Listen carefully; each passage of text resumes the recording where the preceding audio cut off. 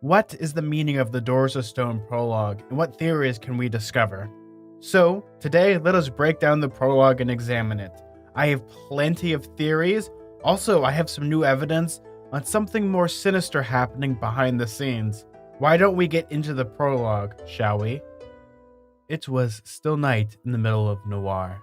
The Waystone lay in silence, and it was a silence of three parts. The most obvious part was a vast echoing quiet, made by things that were lacking. If the horizon had shown the slightest kiss of blue, the town would be stirring. There would be a crackle of kindling, the gentle murmur of water simmering for porridge or tea. The slow, dewy hush of folks walking through the grass would have brushed the silence off the front steps of houses with the indifferent briskness of an old birch broom. If Noir had been large enough to warrant watchmen, they would have trudged and grumbled the silence away like an unwelcome stranger. If there had been music, but no, of course there was no music. In fact, there was none of these things, and so the silence remained. So this is the very first part of the prologue. It's very similar to The Name of the Wind and The Wise Man's Fear, and it shows how peaceful the town actually is during a literal wartime.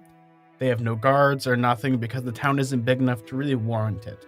It's still the dead of night, the perfect time for an ambush, or if it was the witching hour when supernatural and unnatural things kind of blur the lines. I've seen a lot of theories so far about how having no guards is going to warrant, the Chandrian to come or some more bandits. There's going to be an ambush and there's going to be bloodshed. Maybe it's from the Scrael in many ways. But here I think it's supposed to kind of show that this place that we're at is in the middle of nowhere, to the point of where, even though there's a war going on, there's not really much happening. They don't need to have guards. People don't necessarily need to lock their doors. The biggest problem, to them, is that your bones ache because it's a little cold in the morning and that you have to get up just a little bit earlier.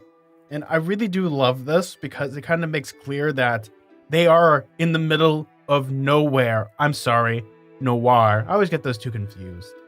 It lurked in the thick timbers of the door, nestled deep in the building's gray foundation stones, and it was in the hands of the man who designed the inn. First off, we now know that Kvothe built the Waystone Inn, but not only that, the Waystone Inn is built on, surprise, surprise, waystones, gray stones, whatever you want to call it, type of stones. I've always loved the theory that Kvothe built the Waystone Inn not as an inn, but as a trap. But this trap is specifically built possibly against the Chandrian because it's built on gray stones, which are connected, as we see within the Wise Man's Sphere, to the Fae in many ways, and they have a lot of mythical qualities. There is a lot to dissect within this next part, and for me, this is where I spent a lot of my research, was within these sentences. Tools scattered, bottles left in disarray. A spill of acid hissed quietly to itself, having slopped over the edge of a wide stone bowl. Nearby, bricks of a tiny forge made still, sweet pinging noises as they cooled. These tiny forgotten noises added a furtive silence to the larger echoing one. They bounded together like tiny stitches of bright brass thread. The low drumming counterpoint to the tabard beats behind the song. The first time hearing this and reading it, I would think, oh, it's Kvothe, he's doing something. But the more you think about it, the less it makes sense that it's Kvothe, because he knows the dangers of what alchemy and what type of chemicals can do to a human body, especially when it comes to the fishery. And also, as we look at this, everything that's happening in the scene is a contradiction to something that one of the very first exam questions that is asked when he's pretty much against all the masters is this one right here. What are the three most important rules of a chemist? This I knew from Ben. Label clearly, measure twice, eat elsewhere. First things first. The basement is where he stores all the food. He's already breaking one of them. 2, everything is in disarray and is not labeled clearly. Whoever's doing this isn't measuring correctly because there's acid that is falling off this bowl and literally hissing, which is not good. And it makes me think, okay, out of the 3 people in the Waystone Inn, who could it be? Could it be Kavoth? Who knows better? We know that he is very much like he is a rule stickler in many ways, especially because he knows this stuff will eat through you and kill you 4 ways to Sundas. Is it Chronicler? He also went to the university, but he doesn't seem like the type of person that would do this, and he's more worried about getting his pages done and kind of having wood alcohol. Now the last one, that one's interesting to me. It's Bast. I actually went back and looked up every time the basement has been mentioned, and surprise, surprise, Bast has a lot of interactions when it comes to the basement. Shag down here and get it yourself, you hack, the voice shouted up from the basement. I'm in the middle of something. So Bast is already in the basement, he's doing something, and he doesn't want to be interrupted by Kavoth, who's asking him to come up. Inside the Waystone, a dark-haired man eased the back door closed behind himself, moving through the perfect dark. He crept through the kitchen, across the tap room, and down the basement stairs. With the ease of long experience, he avoided loose boards that might groan or sigh beneath his weight. Each slow step made only the barest tap against the floor. In the prologue to the Wise Man's Fear, Bast is the one that's really the prologue is talking about. He is going down into the basement. He knows what steps are the creakiest, the ones that, if you were to hit, possibly Kavoth is a light sleeper. Obviously something is happening because Bast does not want Kavoth to see what's in the basement, because when it comes to Bast stitching up Kavoth after the scroll, this interaction happens. Nonsense, Reshi, I'll do it. Coat made a gesture to the door. My supplies are down in the basement. Bast sniffled disdainfully. I'll use my own needles, thank you very much. Good honest bone. None of your nasty, jagged iron things stabbing you like little slivers of hate. Kavoth was going to go into the basement to get his iron needles, and Bast stops him, obviously using a little snarkiness, but he doesn't want him to go down there. Now, as we look at this, we realize that whatever Bast is doing, he's doing things in an accelerated rate because he's leaving his work really sloppily. There's acid everywhere, and there's something happening, may it be alchemical, or maybe even Fae-related in many ways with like herbology, but we know whatever it is might actually be a good or bad thing, because the only time that music is mentioned throughout all these prologues, even though when it talks about music, and music is a bad thing, there's never music in the Waystone Inn. There's a pattering of like the acid falling, and then there's the cooling of the hearth, and they're making a song, a rhythm, a beat, music. They're making music, as you see what's on screen right now. And this is possibly whatever's being happening in the basement that Bast is working on is the first inclination that something is happening. Maybe it's a good thing, maybe it's a bad thing, but this tapping, rapping, presumably not on the chamber door, but on the floor, nevermore. I'll stop with the rhyming, but you see that there's something happening, and for me, I love that. What could it possibly be? I don't necessarily know. Is he drugging Coat's food? Is he trying to kill Chronicler?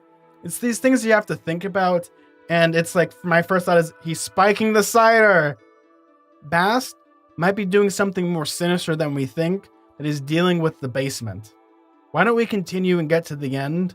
The third silence was not an easy thing to notice. If you listen long enough, you might be able to feel it in the chill copper of the Waystone's locks, turned tight to keep the night at bay. It lurked in the thick timbers of the door and nestled deep into the building's gray foundation stones. And it was in the hands of the man who designed the inn as he slowly undressed himself beside a bare, narrow bed. The man had true red hair, red as flame. His eyes were dark and weary, and he moved with the slow care of a man who was badly hurt, or tired, or beyond his years. The Waystone was his, just as the third silence was his.